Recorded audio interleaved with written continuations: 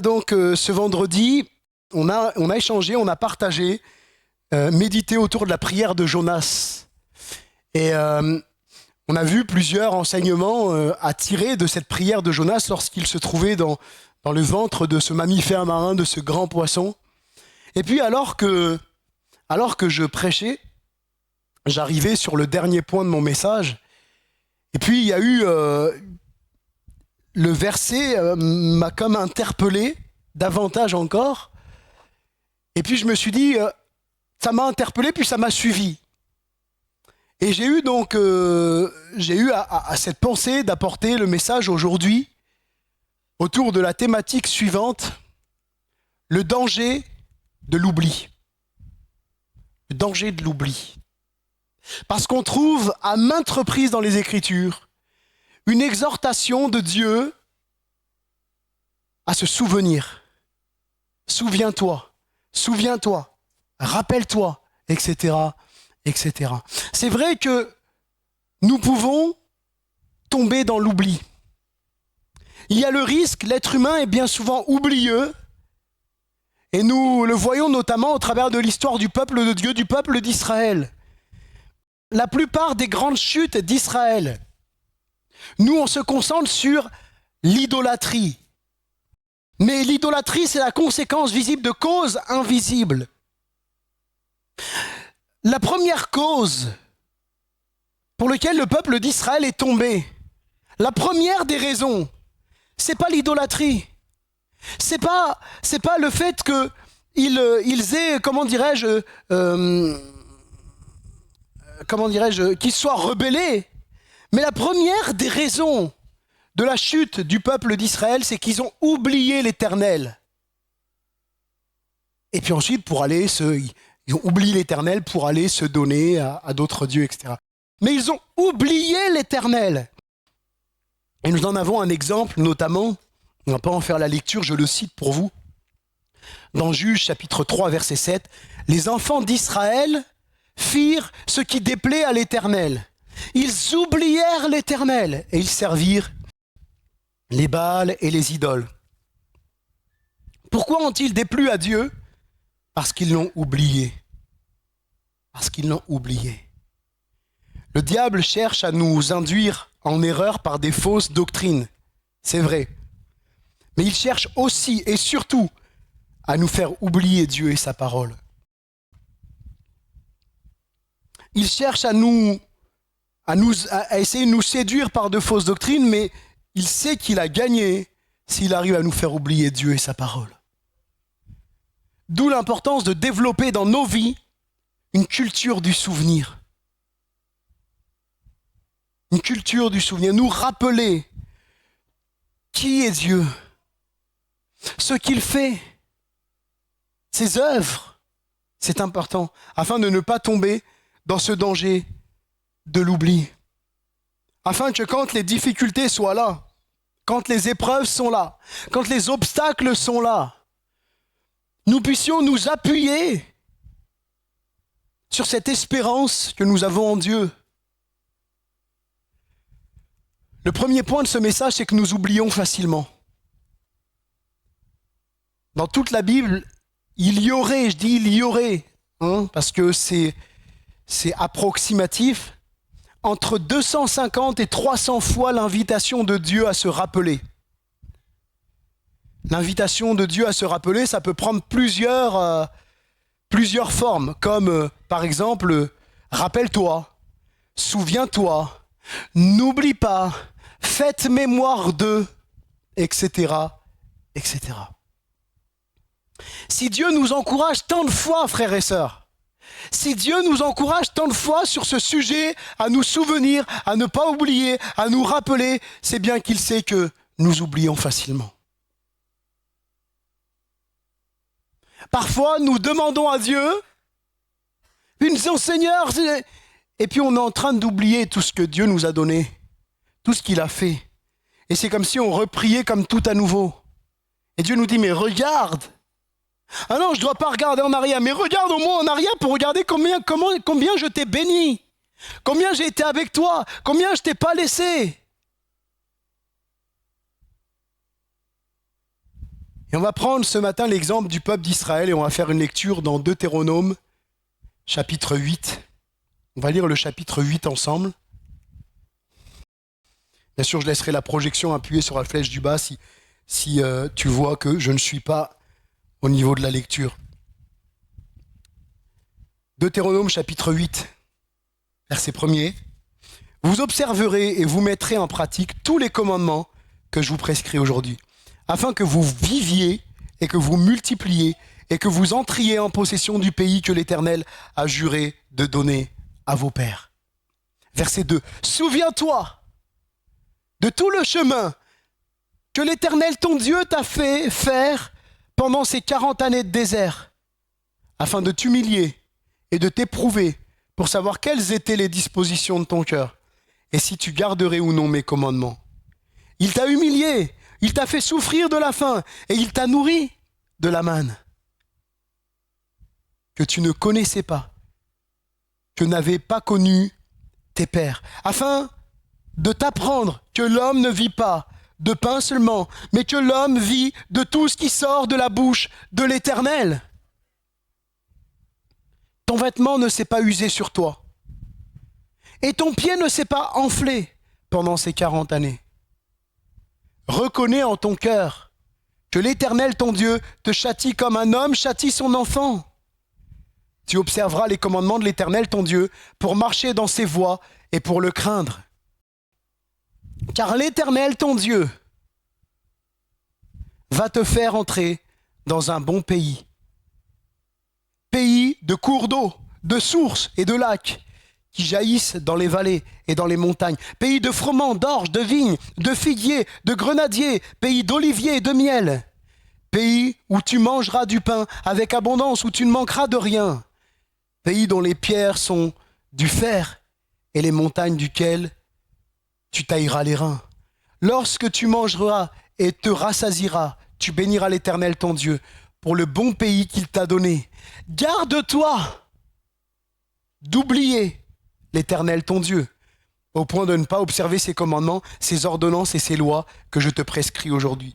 Lorsque tu mangeras et te rassasieras, lorsque tu bâtiras et habiteras de belles maisons, lorsque tu verras multiplier ton gros et ton menu bétail, s'augmenter ton argent et ton or, et s'accroître tout ce qui est à toi, prends garde que ton cœur ne s'enfle et que tu n'oublies l'Éternel ton Dieu, qui t'a fait sortir du pays d'Égypte, de la maison de servitude, qui t'a fait marcher dans ce grand et affreux désert où il y a des serpents brûlants et des scorpions, dans les lieux arides et sans eau, et qui a fait jaillir pour toi de l'eau du rocher le plus dur, qui t'a fait manger dans le désert la manne inconnue à tes pères, afin de t'humilier et t'éprouver pour te faire ensuite du bien. Garde-toi de dire en ton cœur, ma force et la puissance de ma main m'ont acquis ces richesses.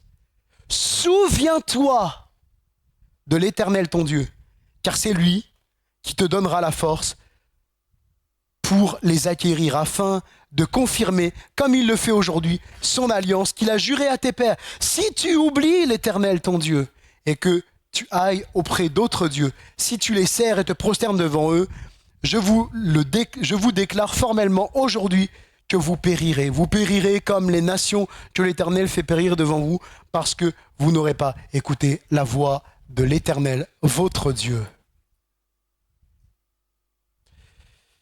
Israël était oublieux.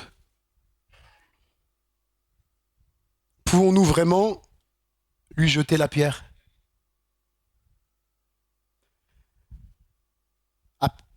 Nous-mêmes ne sommes-nous pas parfois oublieux de comment Dieu nous a bénis, comment Dieu nous a gardés, de comment Dieu nous a fait sortir de cet esclavage, de ce pays de l'esclavage du péché, de notre Égypte qu'est le péché. À peine était-il sorti de l'esclavage de l'Égypte qu'il voulait déjà y retourner. Vous trouvez ça dans Nombre 14. À peine était-il sorti, il venait juste de sortir là. Il commençait à murmurer, à gémir, à se plaindre. Ah, c'était mieux avant. C'est facile de dire c'était mieux avant quand t'es sorti. Note-le bien ça. C'est facile de dire c'était mieux avant quand t'es sorti. Mais quand t'es dedans, c'est peut-être pas mieux en fait. Le peuple d'Israël disait qu'ils étaient mieux en Égypte car ils avaient à manger, contrairement au désert. Vous trouvez ça aussi dans Nombre 11. Ah oui, quand nous étions en Égypte, on avait des légumes, on avait ceci, on avait cela. Qu'est-ce qu'on était bien en Égypte? Ouais, et on se prenait des coups et on était des esclaves. L'homme est oublieux. L'homme est oublieux. Je crois qu'il nous faut veiller sur nos paroles et faire attention lorsque nous prononçons ces paroles, c'était mieux avant. Parce que souvent, on a tendance à idéaliser le passé. Idéaliser le passé. En oubliant toutes les luttes, tous les combats, tous les coups comme le peuple d'Israël était en esclavage, tous les coups que nous avons pu nous prendre. On oublie tout ça. On oublie cette souffrance. On retient que le positif et on dit c'était mieux avant. Nous sommes oublieux. Sommes-nous pas parfois comme ça aussi à nous plaindre de notre situation et à ne pas reconnaître toutes les fois où Dieu est intervenu pour nous? N'avons-nous pas dit déjà en nos cœurs: ah mais quand j'étais un converti, ah mais si j'étais encore un converti, ça se passerait pas comme ça. Cherche pas à comprendre, t'es plus un converti. Eh oui, faisons attention. Vous savez, des fois, ah si j'étais encore un converti, là, l'autre qui est venu me chercher, je me serais. Cherche pas, t'es plus un converti, range-les tes poings mêlés dans ta poche. Parce que t'es quelqu'un qui est né de nouveau. Et béni soit Dieu, parce que si Dieu a permis cette épreuve-là où quelqu'un est venu te chercher, où c'était chaud, où c'était tendu, mais tu t'es gardé, Dieu t'a encore montré que tu étais né de nouveau. Le c'était mieux avant. C'est vrai, on est oublieux. Le problème n'est pas le manque de bénédiction. Le problème, c'est pas le manque de bénédiction, mais la faiblesse de mémoire. La faiblesse de notre mémoire et l'ingratitude qui nous gagne bien souvent. Le problème, c'est pas que Dieu, à un moment dans notre parcours, a cessé de nous bénir, a cessé de nous aimer, a cessé de prendre soin de nous. Quand Dieu, chrétien, quand est-ce que Dieu a cessé de prendre soin de toi? Quand Dieu, chrétien, a arrêté de te bénir? Jamais.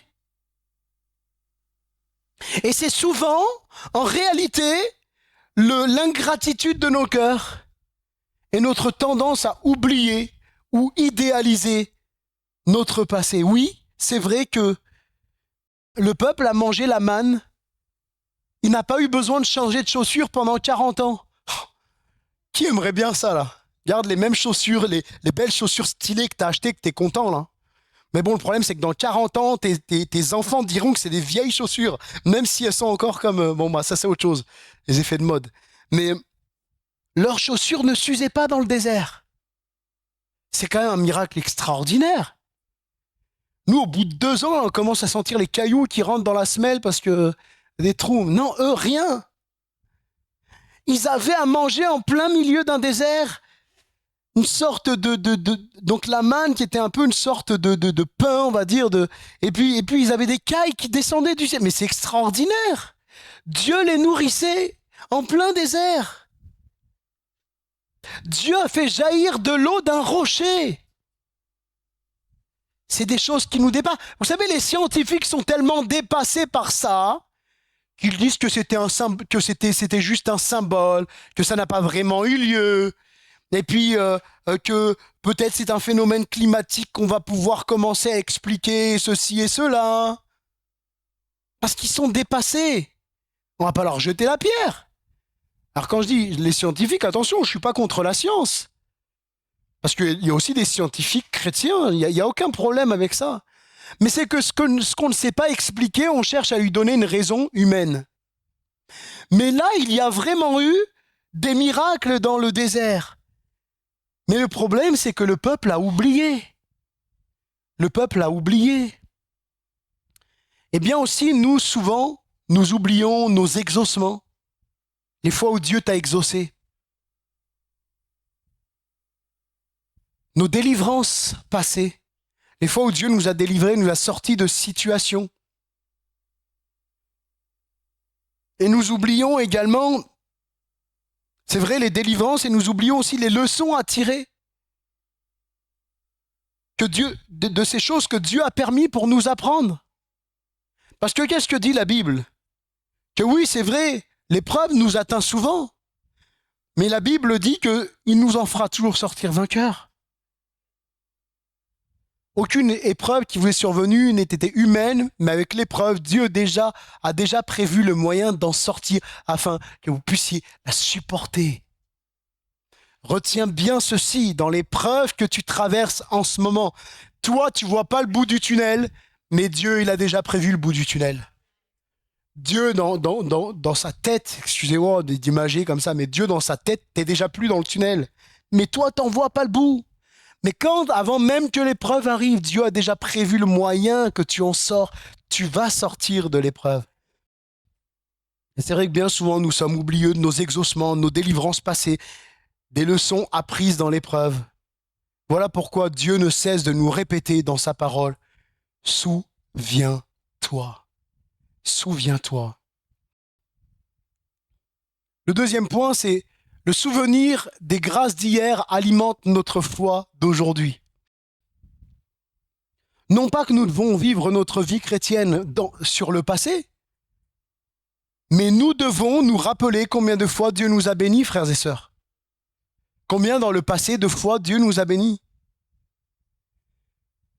Plusieurs des 7 fêtes que Dieu a instituées dans l'Ancien Testament, dans le Lévitique 23 notamment, avaient pour but que le peuple se rappelle les grâces et la gloire que Dieu a eue à son égard. Je vais vous en citer 5 sur les 7. La fête de Pessah, la fête de Pâques. Vous trouvez ça dans Exode 12.4 et Exode 13.8, où Dieu va dire « Souviens-toi ». La fête des pains sans levain également. La fête de Rosh Hashanah, c'est-à-dire la fête des trompettes qui est le nouvel an juif. Il est écrit notamment dans Lévitique 23-24, dans plusieurs traductions, il est mis en avant la notion de souvenir, de mémorial. Le mot hébreu, c'est zikaron, qui signifie commémoratif, rappeler, se souvenir. Et puis le Shabbat, que tu te souviennes que l'Éternel a tout créé en 6 jours et qu'il s'est reposé le 7e. Souviens-toi du jour du Shabbat. Et puis la fête de Sukkot, la fête des tabernacles, toutes ces fêtes ont été instituées par Dieu dans le but que le peuple cultive cette habitude de se souvenir combien Dieu a été bon pour eux, combien Dieu les a bénis, combien Dieu les a gardés. Et c'est vrai qu'en nous rappelant combien Dieu nous a fait grâce hier, ça nous encourage dans notre foi aujourd'hui. Lorsque nous traversons l'épreuve, nous pouvons dire à notre âme, prends courage, parce que Dieu t'a béni hier, il va te bénir aujourd'hui et il te bénira demain.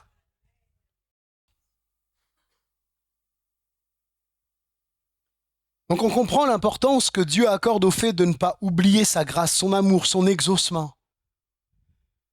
On va faire une lecture, on l'a faite aussi vendredi, dans Lamentation chapitre 3, versets 21 à 23. On connaît ce texte, on connaît tous, pour la plupart, ce texte.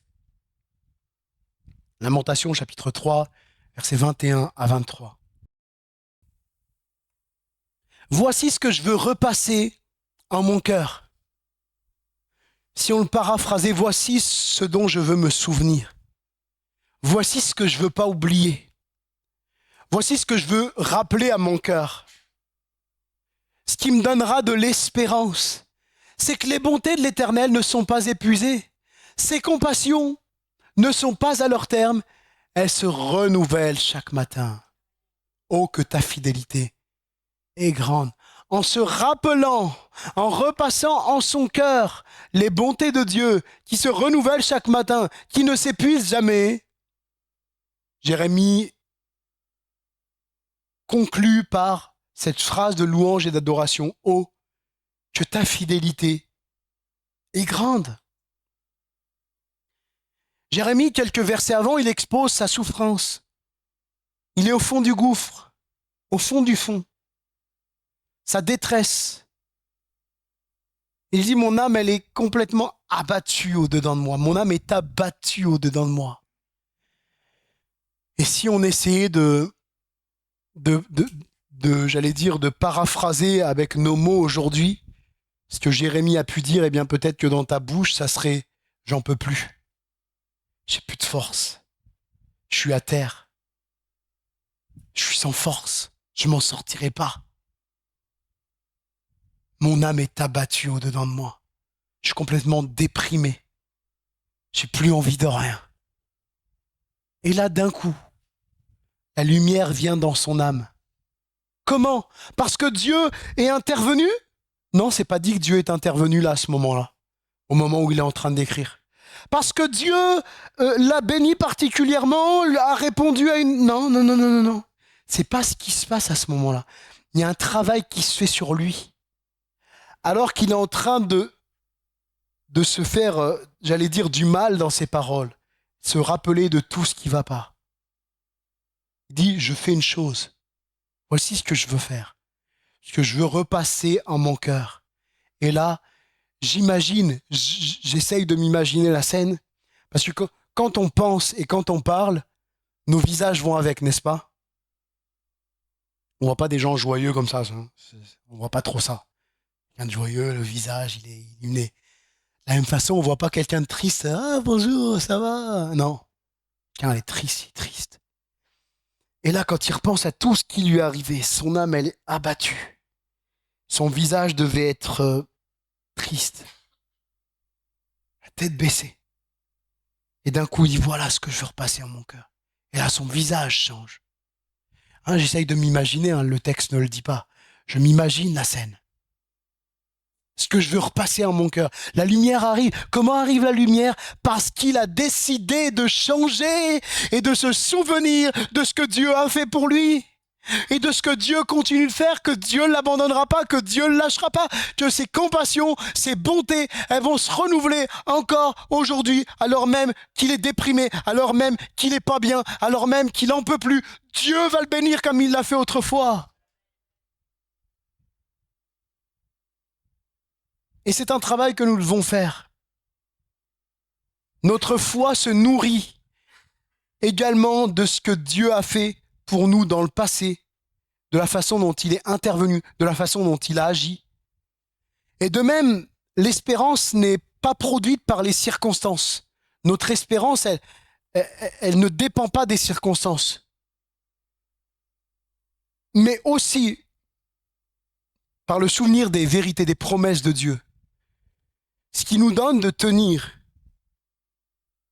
lorsque l'épreuve est là, lorsque la tempête passe, lorsque nos vies sont complètement chamboulées, lorsque notre morale, on a l'impression qu'il est dans des montagnes russes. Un coup il est en haut, un coup il est en bas, un coup il est en haut, un coup il est en bas, un coup il est en haut, un coup il est en bas. Ce qui nous permet de tenir, ce sont les promesses que Dieu nous a faites dans sa parole. Dieu nous a promis qu'il ne nous abandonnerait pas. Dieu nous a promis qu'on était ses enfants, qui veillaient sur nous, qui nous gardaient et qui nous ferait sortir de l'épreuve. Et il nous faut nous souvenir des promesses de Dieu. Quand ta foi vacille, mon frère, ma sœur, rappelle-toi sa fidélité. Rappelle-toi qu'il est fidèle. Quand la peur grandit, rappelle-toi des promesses de Dieu. Quand le doute s'installe, ah non frère, un chrétien ça doute jamais. Bon alors vous m'expliquerez votre solution. Peut-être je suis pas un bon chrétien, alors il y a peut-être un problème, mais bien des fois ça m'est arrivé de douter. Pas de douter de Dieu lui-même. Tellement de doutes. Même quand Dieu nous fait des promesses, parfois on doute. Et quand le doute s'installe, rappelle-toi la croix. Rappelle-toi ce que Jésus a fait. Ensuite, troisièmement, Dieu nous a donné des moyens de nous souvenir. Il nous a donné des moyens. Il ne nous a pas laissés sans moyens. Il ne nous a pas laissés démunis. Dieu veut que nous nous souvenions et il ne veut pas que nous soyons oublieux. Et dans l'ancienne alliance, il a instauré, comme je le disais tout à l'heure, des jours de fête, de célébration, des moyens afin que le peuple se rappelle de son œuvre. Et nous savons que ces fêtes ont trouvé leur accomplissement dans le Christ. Faire attention avec... Je fais une parenthèse là. J'ai du mal à faire des courtes parenthèses, mais je vais essayer de faire en sorte qu'elles soient courtes. Faites attention avec ces gens qui veulent vous faire judaïser, qui veulent vous faire subtilement et habilement retomber dans le judaïsme. Faites très attention, parce que qu'est-ce que Jésus va dire à la croix? Jésus va dire, pour le prof de grec, tétélestai, c'est ça, je dis bien, tétélestai.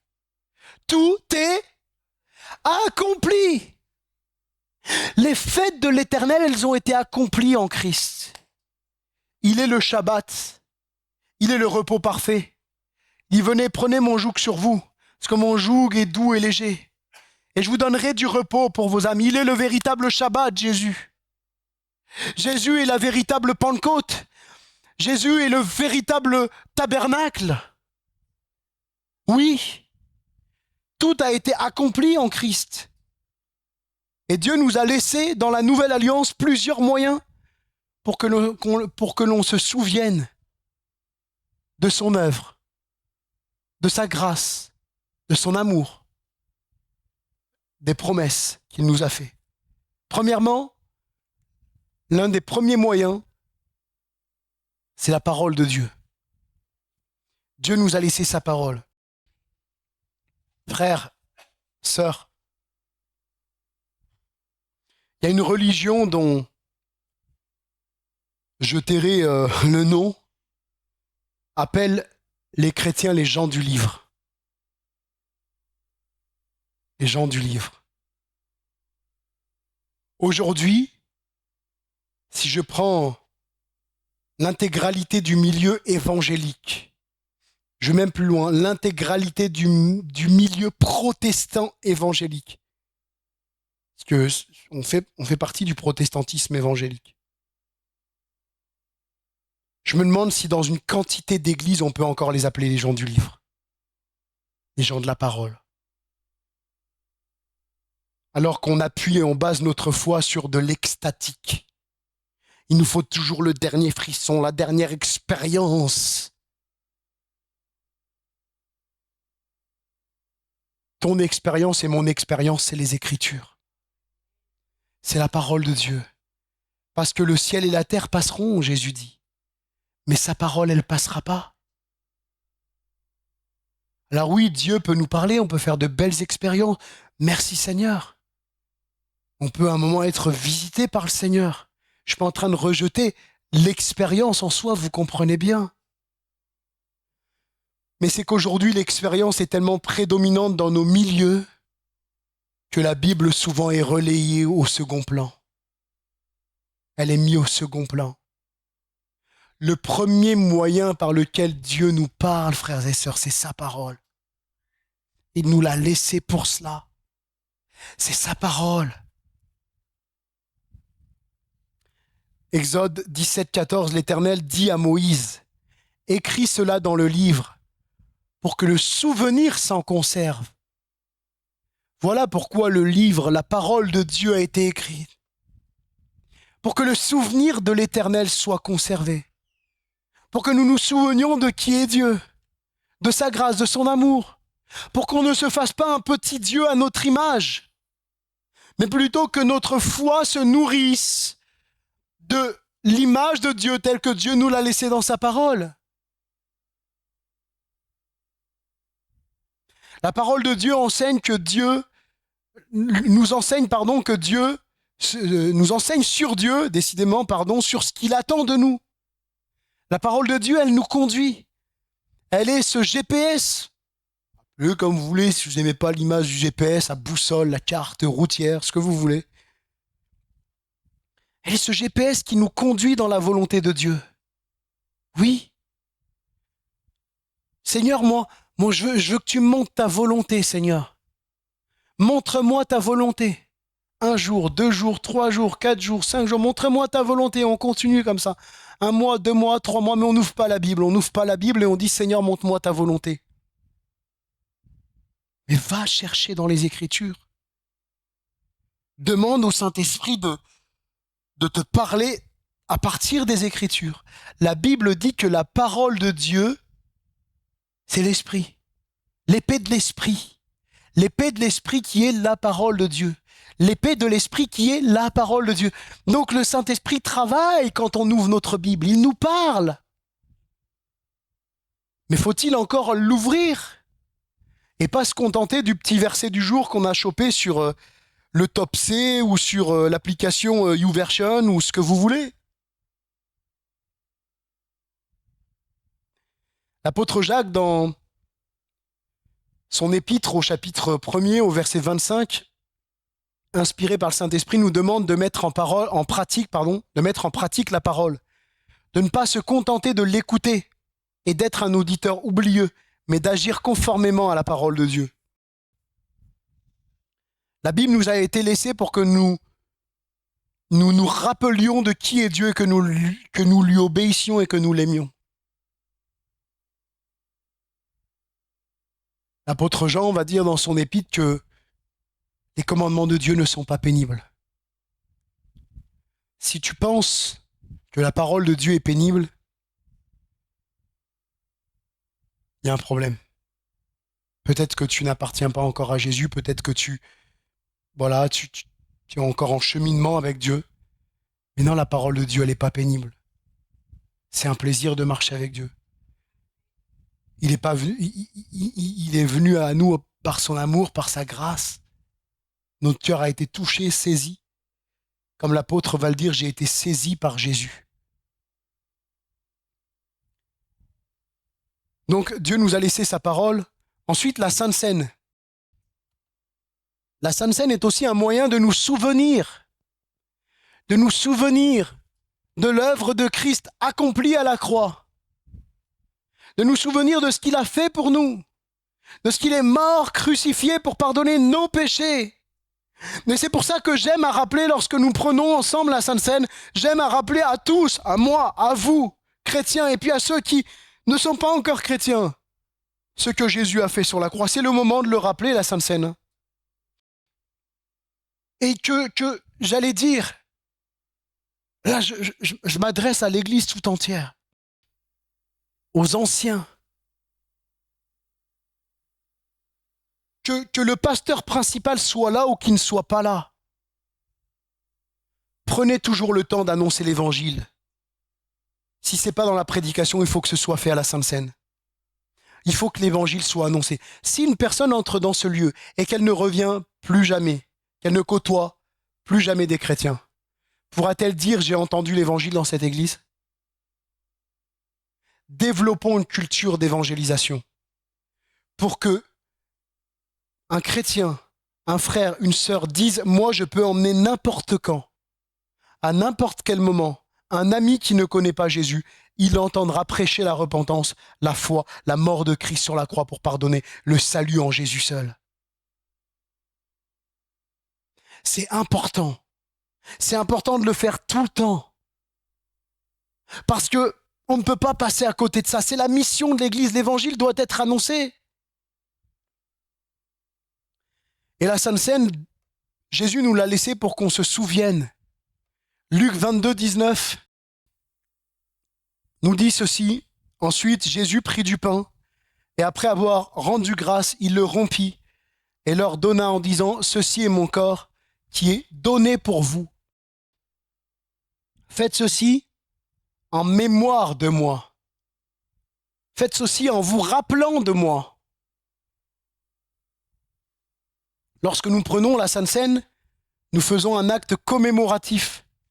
C'est un acte qui a pour but de rappeler ce que Jésus a fait sur la croix, qu'il nous a pardonné de tout péché, mais aussi qu'il est ressuscité des morts et qu'il est remonté au ciel et que bientôt il revient chercher son Église. Alléluia! Et oui, Peut-être que vous vous dites, non, la Sainte Seine, c'est juste se rappeler que Jésus est mort. Regardez avec moi 1 Corinthiens chapitre 11, verset 26. Toutes les fois que vous mangez ce pain et que vous buvez cette coupe, vous annoncez la mort du Seigneur jusqu'à ce qu'il vienne. Donc quelque part, quand nous prenons le repas du Seigneur, il y a la mort et puis il y a son retour. Mais entre-temps, qu'est-ce qui s'est passé? Il y a eu sa résurrection et son ascension. Donc quelque part, nous nous rappelons de ça. Jésus est mort crucifié pour pardonner nos péchés. Il est ressuscité afin de nous donner une nouvelle vie. Une vie que nous pouvons vivre avec Dieu, complètement libérés de notre péché. Vivre notre vie pour Dieu, avec Dieu, en Dieu. Il est ressuscité, il est remonté au ciel pour nous préparer une place. Et il revient nous chercher bientôt. Oui, bientôt. Jésus a dit, je viens bientôt. Il le dit dans l'Apocalypse, littéralement, j'arrive. Je suis en chemin. Est-ce que tu crois toujours que Jésus est en chemin? Est-ce que tu crois que Jésus arrive là? Il y avait une expression dans nos milieux évangéliques, c'était de dire que Jésus était à la porte de ce monde. Et qu'il arrivait bientôt. Je pense que maintenant, on peut dire que la porte est déjà ouverte et que Jésus est en chemin. Il arrive. Quand, on ne le sait pas, mais il arrive. Et c'est là notre espérance. Et la Sainte Seine nous le rappelle. Et puis ensuite, c'est vrai que la Sainte Seine, elle nous a été laissée en héritage spirituel afin que nous nous rappelions de son sacrifice et que nous participions spirituellement à ce sacrifice. Ah, c'est pas physique, mais c'est spirituel, que nous soyons en communion spirituellement avec le corps de Christ, le sang de Christ, pendant ce moment précis. Et puis, bien sûr, la prédication. La prédication a pour but de travailler à notre souvenir. 2 Pierre, chapitre 1er, verset 12. Voilà pourquoi je prendrai soin de vous rappeler ces choses, bien que vous le sachiez et que vous soyez affermis dans la vérité présente. Vous prendrez le soin de vous rappeler ces choses. Et comment Pierre allait-il leur rappeler en leur prêchant la vérité biblique? Romains 10, 17 nous dit que la foi vient de ce qu'on entend. Et ce qu'on entend vient de la parole de Christ. Il faut que ce qu'on entende vienne toujours de la parole de Jésus. C'est vrai qu'on peut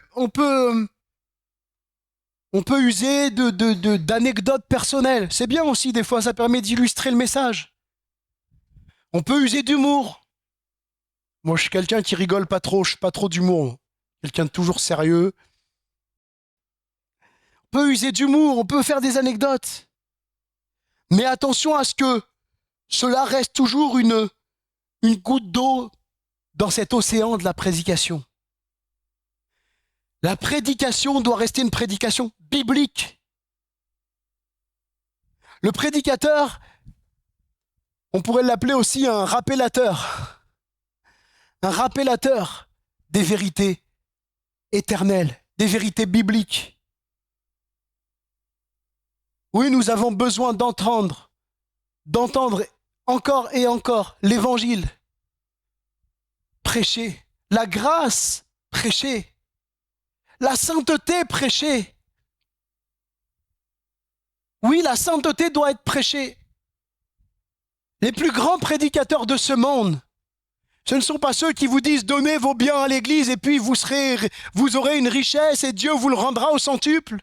Ce n'est pas ceux qui font tomber les foules à la renverse en masse. Ce n'est pas ceux qui vous disent tu ordonnes tout ce que tu veux et Dieu te le donne. C'est pas ça. Les plus grands prédicateurs de ce monde sont ceux qui ont annoncé l'évangile avec fidélité et qui ont prêché la sainteté. Souvent, quand je discute parfois avec des bien-aimés qui me posent des questions sur mes convictions, notamment mes convictions réformées, parce que moi j'aime retourner aux sources, à la réforme, je leur dis, prenez le temps de lire les écrits des réformateurs. C'est pas la parole de Dieu, je suis d'accord avec vous. C'est comme si vous lisiez une prédication. Certains disent, non, moi c'est que la Bible, et puis vous les retrouvez sur Facebook en train de partager la dernière prédication du dernier pasteur de passage. Bon. Quand vous lisez les réformateurs, notamment Luther, Calvin, etc., ils prêchaient constamment la sainteté. Ils ne prêchaient pas qu'un chrétien peut faire n'importe quoi de sa vie, qu'il peut faire tout ce qu'il veut. Non, ils prêchaient la sainteté. Les apôtres prêchaient la sainteté. Et nous devons, nous aussi, en tant que chrétiens, vivre dans la sainteté. Et en tant qu'Église, prêcher la sainteté. Nous avons besoin d'entendre encore et encore la souveraineté de Dieu. Oui, Dieu est souverain. Dieu règne, il est assis dans le ciel et il fait ce qu'il veut. Et parfois, nous, des fois, on se dit, mais avec tout ce qui me tombe dans ma vie, avec tout ce qui m'arrive, j'en arrive à remettre en cause la souveraineté de Dieu. C'est vrai que tu peux traverser des épreuves difficiles, douloureuses, mon frère, ma sœur. Sache que Dieu reste souverain. Sache que Dieu a déjà prévu le moyen que t'en sors. Sache que Dieu aura le dernier mot. Job pouvait faire cette déclaration concernant la souveraineté de Dieu et dire « Je sais que mon Rédempteur, il est vivant et qu'il se lèvera le dernier sur la terre. C'est lui qui aura le dernier mot parce qu'il est souverain. »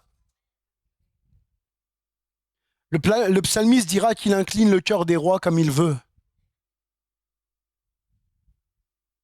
La prédication est un moyen de se souvenir de ce que Jésus a fait et fait. Et puis le dernier point, c'est que Jésus est notre suprême souvenir. Je ne sais pas si j'ai mis là, non, j'ai pas mis le texte dans 2 Timothée chapitre 2 verset 8. L'apôtre Paul va dire, souviens-toi de... Il dit pas, souviens-toi de toutes les bonnes choses que Dieu t'a données. De la maison qu'il t'a donnée, des enfants qu'il t'a donnés, de la superbe, magnifique femme qu'il t'a donnée. Je parle pour moi, là. Oui, merci Seigneur pour tout ce qu'il nous a donné. Mais l'apôtre, là, dit pas, souviens-toi de ces choses. Le souvenir suprême de nos vies, c'est Jésus-Christ. Notre premier amour. Celui qui est venu nous chercher, qui a touché notre cœur, qui nous a aimés. Il nous a pardonné. Voilà le centre de toute mémoire chrétienne, de tout souvenir, Jésus. Se souvenir de sa personne, celui qui allait de lieu en lieu, guérissant les malades, chassant les démons, libérant ceux qui étaient opprimés. Se souvenir de son œuvre sur la croix pour nous pardonner, de sa résurrection, de son retour, comme nous l'avons dit. Le chrétien vit en regardant à la croix. Il regarde en avant vers le retour de son roi, parce qu'il arrive. Et je conclus. L'oubli, c'est une maladie spirituelle. Et nous avons vu les médicaments à cette maladie spirituelle.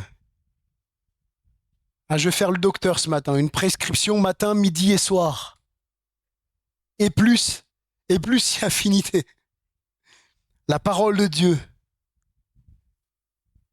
la Sainte Seine, la prédication, voilà ce dont nous devons nous entretenir, nous souvenir. Le remède est de se rappeler continuellement à notre âme les œuvres, les promesses et la personne de Dieu. C'est ça, le remède. Le remède à l'oubli, c'est de se rappeler continuellement qui est Dieu, ses attributs. Il peut tout, il sait tout, il est partout. Oui, il est partout. Même dans ton travail, quand c'est galère, avec ton patron qui te fait la misère, il est là, il le voit, il le sait. Et il peut tout. Même dans ta famille, là, dans ton foyer complètement chaotique, détruit, il est là. Il sait tout, il voit tout, il peut tout.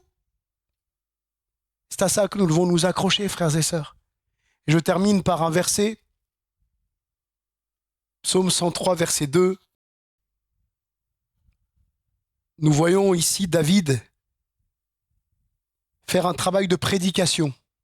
Ouais. Et bien qu'il ne soit pas donné à tous de prêcher l'évangile, de prêcher la parole de Dieu, parce que c'est un ministère, par contre, nous sommes tous appelés Alors, comprenez ce que je vais dire. De toute façon, vous me connaissez maintenant. Nous sommes tous appelés à être des prédicateurs et des prédicatrices à notre âme. Et là, David, il prêche à son âme. Et qu'est-ce qu'il dit à son âme? Bénis l'Éternel. Bénis l'Éternel. Et n'oublie aucun de ses bienfaits. Bénis l'Éternel et n'oublie rien de tout ce qu'il a fait dans ta vie. Bénis l'Éternel, mon âme. Quand ton âme sera découragée, dis-lui, mon âme, bénis l'Éternel. Bénis l'Éternel et ne l'oublie pas. Souviens-toi de lui. Souviens-toi de Jésus-Christ et n'oublie aucun de ses bienfaits. Amen.